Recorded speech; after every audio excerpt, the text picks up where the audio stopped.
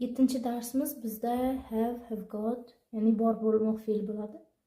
Xo'p, have gotni biz o'zimizdagi bo'lgan munosabatlar, egalik qiladigan narsalar, kasalliklarda va o'ziga xosligimizni yoki biron kishining o'ziga xosligini bildirishga shunaqa turdagi gaplarni yasashda ishlatamiz. Undan oldin have gotni ishlatish shartlarini, chunki birozgina boshqacha, ya'ni yangiliklari ham bor. Gapda yangilik kiritiladi. O'shani ko'rib chiqamiz. Birinchi bo'lib bizga ega, ya'ni gapda biz kishilik olmoshlarimiz borda, o'sha kishilik olmoshlarni yozib chiqamiz. Xo'p, have gotda biz I, you, we, they, mana shu 4 ta shaxslarga ishlatamiz have gotni. Lekin he, she, itga esa boshqa narsa ishlatamiz. Birinchi mana shularni ko'rib olaylik. Birinchi mana shu kishilik olmoshlardan keyin yozgan agar kishilik nima deydi, egalar xuddi mana shular bo'lsa, men bo'lsa, siz bo'lsa, sizlar bo'lsa va biz bo'lsa, bizlar bo'lsa, ular bo'lsa, ulardan keyin have got ishlatamiz. Undan keyin gapning davomi. Xo'p, lekin agar he, she, it uchinchi birlikdagi shaxs bo'lsa, has got ishlatiladi. Farqi nimada? Farqi hech qanaqa farqi yo'q. Hammasi ham egalik qilmoq, bor bo'lmoq degan ma'noda keladi. Ma'nosi bir xil. Bir xil shaklda inkor yoki so'roqga o'tkazadi va faqatgina he, she, itda mana bu yerdagi so'z boshqacharoq yoziladi. I, you, we, they'da have got, he, she, itda has got. Gapni davom ketaveradi. Misol uchun nima deyishimiz mumkin? Egalik qilishimizga new car deylik.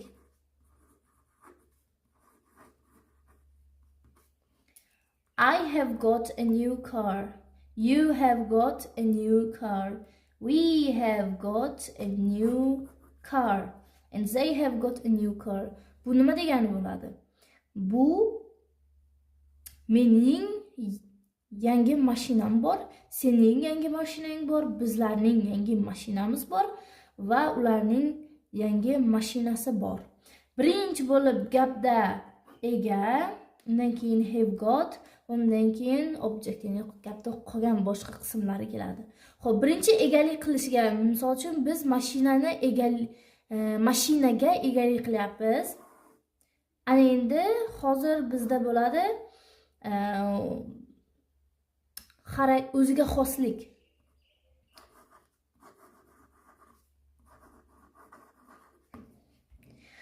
Blue eyes, ya'ni uni ko'k ko'zlari. Ko'k ko'zlar bizning o'zimizga xoslik. Misol uchun, agar meni katta quloqlarim kattaroq bo'lsa, men katta quloqim bor deyman, yoki meni kichkina chiroyli burnim bor desam, xuddi shunaqa so'zlarda ham ishlatiladi o'ziga xoslikda. Xo'p, I have got blue eyes, you have got blue eyes, we have got blue eyes, they have got blue eyes. Mening ko'k ko'zlarim bor, sening ko'k ko'zlaring bor, bizlarning ko'k ko'zlarimiz bor va ularning ko'k ko'zlari bor.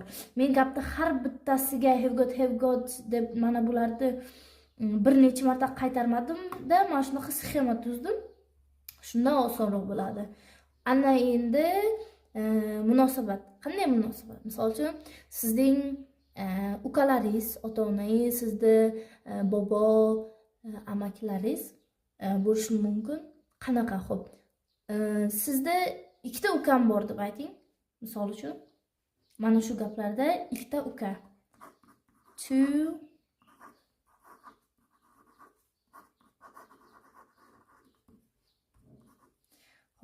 I have got 2 brothers.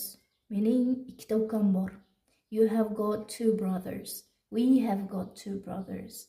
They have got 2 brothers. Sening ikkita ukang bor. Sening ikkita ukalaring bor. We have got, ya'ni bizning ikkita ukalarimiz bor, ularning ikkita ukalari bor. Egalik qilish, o'ziga xoslik, munosabatlaringiz va ana endi kasalliklarga ham ishlatsa bo'ladi. Kasalliklarda misol uchun bir kasal bo'lib qoldingiz, o'shanda have got ishlatiladi. Misol uchun got a cold deylik. Cold. I've got a cold. You have got a cold. We have got a cold. They have got a cold. Men shamollab qoldim. Mening shamollab qolganim bor demaymiz. Bor ma'noda bo'lmaydi. Kasallik, biron kasallikka uchrab qolgan bo'lsangiz, have got, has got dan ishlatiladi. Yoki biron kishi biron kasallikka uchrasa, have got, has got dan ishlatamiz.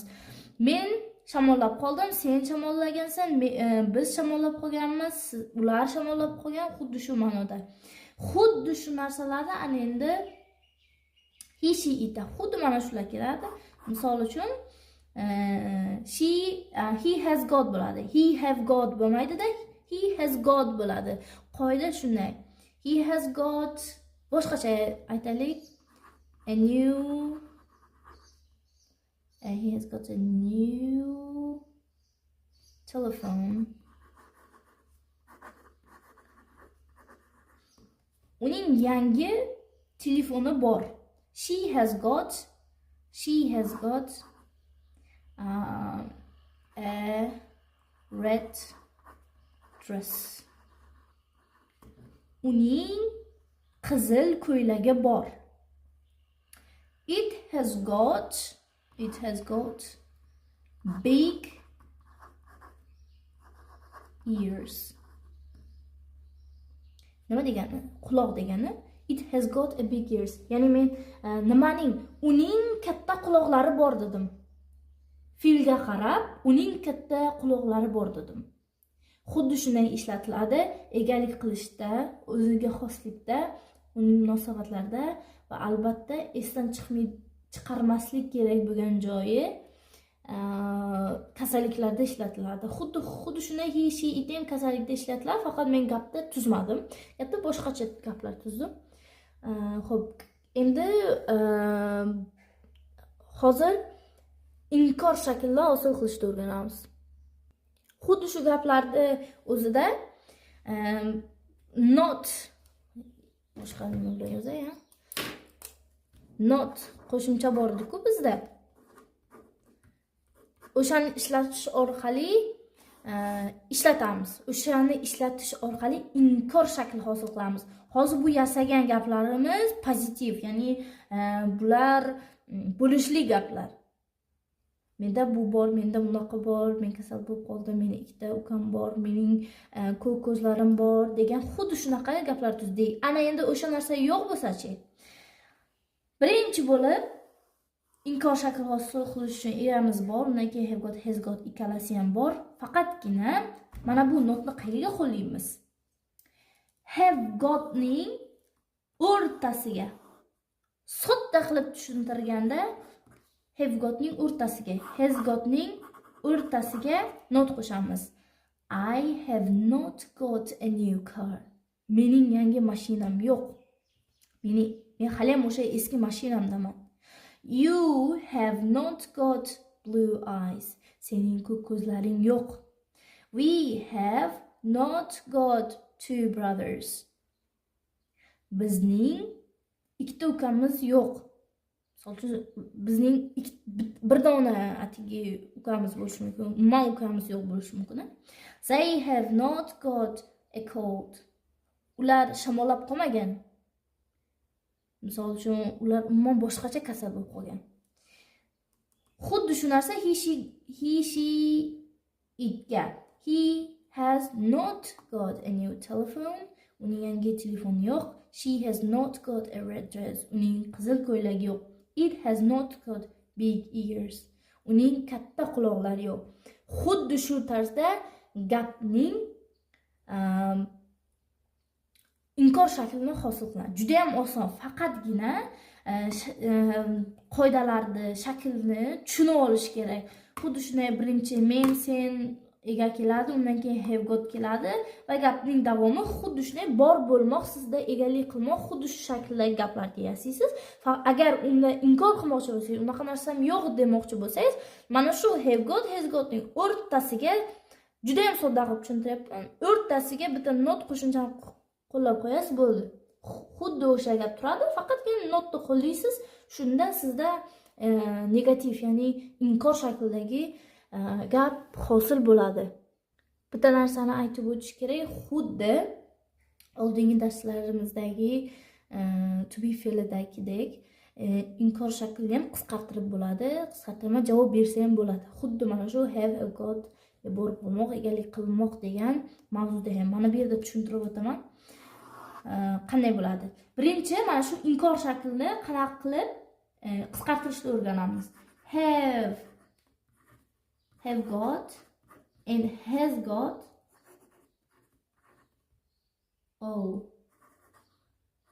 Bu inkor shaklda have not got.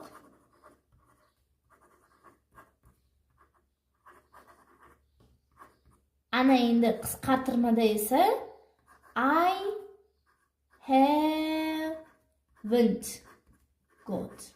Endi I deb qo'ydim. Mana bu yerdagi not, bunga qo'shildida, have ga qo'shildida, xuddi mana bu shakl bordi-ku.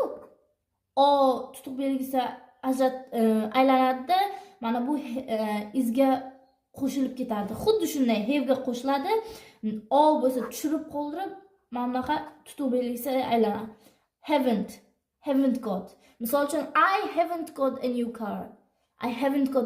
Meni yangi mashinam yo'q. I have not got a new car desangiz ham bo'ladi. Ikkalasi ham to'g'ri bo'ladi. Ikkalasi ham inkor shaklda siz inkor qilyapsiz. Sizni mashinangiz, yangi mashinangiz yo'qligini inkor qilyapsiz. Faqat yozishda, aytishda boshqacharoq bo'ladi. Menimcha mana bu ikkinchi qisqartirmani ko'proq ishlatish chiroyliroq ko'rinadi. Gap tuzishda ham va aytishda ham. Has not gotni agar inkorni, chunki faqat buni qisqartira olmaysiz, yo'q, qisqartirib bo'ladi. Hozir biz notni qisqartirishni o'rganaylik. Xo'p, haven't ga o'zgarsa, bu hasn't ga o'zgaradi. Qanday? Xuddi shunday not bunga qo'shilib, osi tutuq belgisiga aylanyapti-da, gap xuddi o'shunday ketyapti. Has not got, hasn't ga o'zgaryapti. He hasn't got a new telephone. Uning yangi telefoni yo'q degan ma'noda. Xo'p, ana endi biz o'rganamiz xuddi o'sha qisqartirmani bo'lishlisini ham qisqartirma qilib bo'ladi. Men birinchi bo'lishlikni qisqartirmasini o'rgatib, keyin bo'lishga o'rgatishim kerak edi. Hech narsa qilmaydi. Xuddi shunday bitta gap misolida olib kelaylik. I, you, we, you, they, he, she, it. Mana bu yerdagi bizga kerak emas. Xo'p. I mana have got o'zgaradi. Mana bunaqa tutuq belgisi gotga. Qanday tarjima, qanaqa qilib aytiladi endi? I've got. I have got bo'lmayapti-da. I've got a new car. Mana. Xuddi mana shu yerda siz ajrata olishingiz kerakki, bu have. Bu boshqa narsa emas, bu have. I have got. Xuddi o'sha narsa. Buni yozsangiz-chi, buni yozsangiz-chi. Ikkalasi ham xuddi bir narsa, bir ma'noda, bir xil shaklda. I've got a new car. You've got. Xuddi shu narsa a new car deyish mumkin. boshqa narsa deyish mumkin. We've got. Xuddi gapirayotganda qisqartiryapti. Have'ni juda ham qisqa qilib tez aytib ketasiz. We've got. Nima deyish mumkin? Dog deylik, katta boshqa qilaylik. Bizda kuchugimiz bor deylik. They've got. Hech qanaqa o'zgarmaydi. They've got. Misol uchun a watch, qo'l soati. Bir necha kishi lekin bitta soat ishlatishi mumkinmi? Mumkin. Shuning uchun bu yerda s qo'ymadimda, qo'ydim. Oh no, it's he. Ana endi has got o'zgaradi. Apostrof xuddi shunday tug'ilsa va s. Oddiygina mana shu s harfiga o'zgaradi. He's got.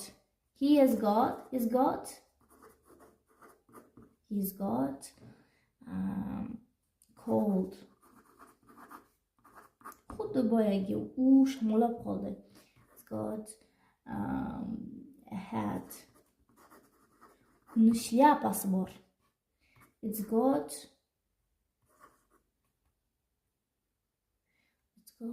what? Big nose. Katta burni bor. Yana o'sha filga borib tarqalyapti. Xuddi shunday boyagi nima deydi? Inkor shaklini qisqartirma varianti, bu esa bo'lishli gapda qisqartirma shakli. Xuddi shunday. Ana endi so'roq gaplariga o'tamiz. So'roq shaklida birozgina boshqacha bo'ladi. Qanday boshqacha bo'ladi? Men bu yerga tayyorlab qo'ydim egalarni. Biz odatda mana bu egalardan keyin have got, has got ishlatardik-a. To'g'rimi? Ana endi xuddi e'tibor bering, xuddi hech qanaqa qiyin joyi yo'q. To be fe'lidek, to be fe'lni biz egadan oldinga o'tkazardik, so'roq shakli hosil qilish uchun. Bu qoida edi. Har doim to be fe'lni egadan oldin qo'yardik, mana bu yerda oldinga qo'yardik va bizga so'roq shakli hosil bo'lardi. Xo'p, have got, has got da ham xuddi shunday. Mana bu yerda have ni hammadan oldinga o'tkazasiz, ega va got esa mana bu yerda qolib ketadi. Have I got bo'ladi o'shanda. Mana bu yerdagi misol uchun I have got bo'lsa, mana bu have mana bu yerga o'tkazadi, got o'sha yerda qoladi. Have I got a guitar?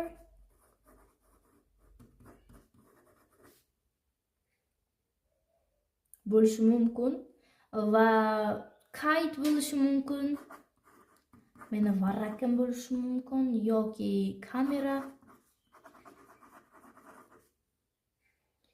yoki mening uyim bo'lishi mumkin. Endi har bittasiga yozib chiqdim. Have I got a guitar?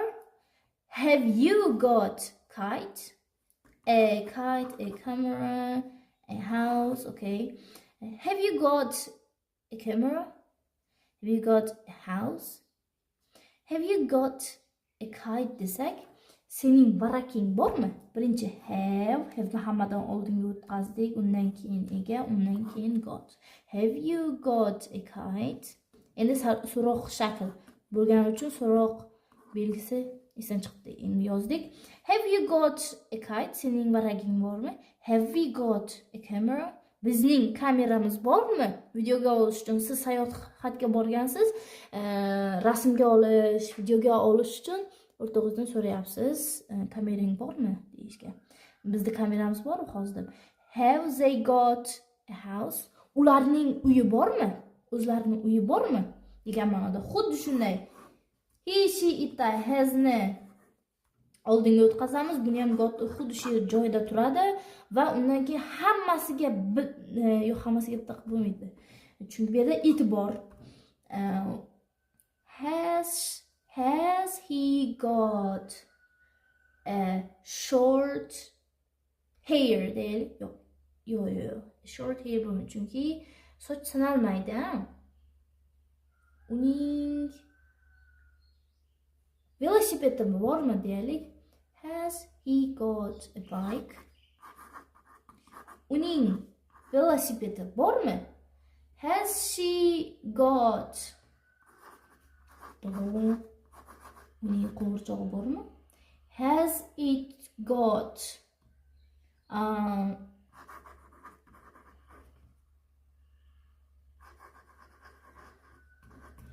Has it got 4 legs? Uning 4 ta oyoqlari bormi? Siz shunaqa bir o'yin o'ynayapsiz, mana shu hayvonni shaklini, uning nimalari borligi, uning u haqida gapirib berasiz va u hayvonni topish kerak bo'ladi. Siz aytyapsiz. Uning 4 ta oyog'i bormi deb savol beryapsiz. Xuddi shunday mana shu qanaqa qilib so'roq hosil qilish shakli edi. Ana endi mana shu yerda men uni qisqacha qilib javob berishda, qisqartirma javob berishlar bor edi-ku. Ana o'shalarni o'rgataman. To be fe'lda ham xuddi shunaqa edi. Are you a doctor desa, yes I am derdik-a. Yes I am a doctor demasdik-da, yes I am deb qo'yardik, ha deb qo'yardik. Xuddi shunday mana shularda ham. I'ga have you got a guitar desa, yes I have got a guitar demaysizda. Yes bo'lish kerak. I have. Bo'ldi. Yes I have. Mana qisqartirma shakli xuddi shunday bo'ladi. To be dagidek. Agar you senga nima qilayotgan bo'lsa, yes. Agar men senga savol bersam, yes.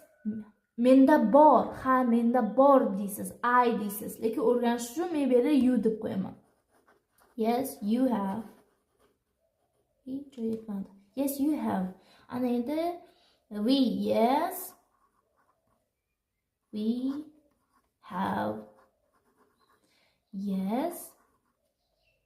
Yes, they have. Agar xuddi shu narsa inkor bo'lsa-chi? Xuddi shu narsa inkor bo'lsa, mana bu yerda alohida ko'rsataman. No. Bunga qo'shmaymiz. Buni esdan chiqaramiz, faqat shunda joy kam etayotgani uchun. No, I haven't. Qisqartirma. Xohlasak unisini, xohlasak bunisini. No, you haven't. Yo'q. No, we haven't. No, they haven't.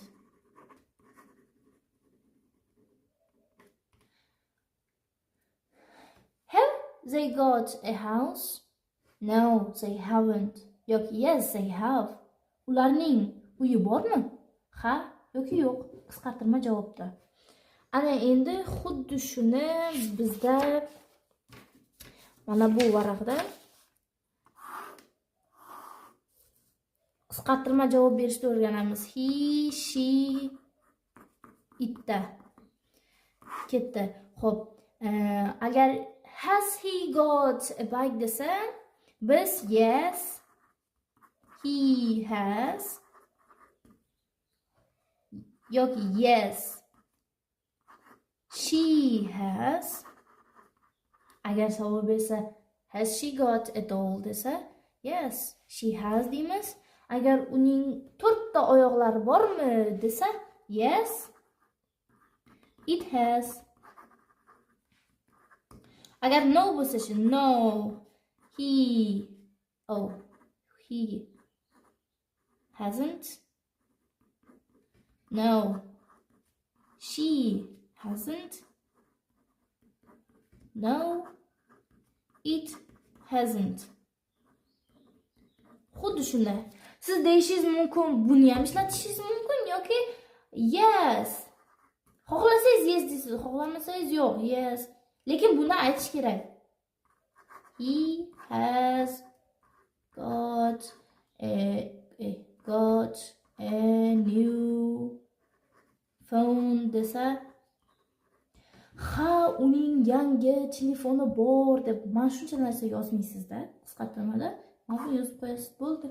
Va xuddi shunday qilib bu biz o'rgandik qanaqa qilib bo'lishli gap yasashni, qanaqa qilib inkor shaklini yasashni, qanaqa qilib so'roq va ularning qisqartirma shakllari qanday yozilishini mashq qilib ularni o'rganib olish kerak, yodlab.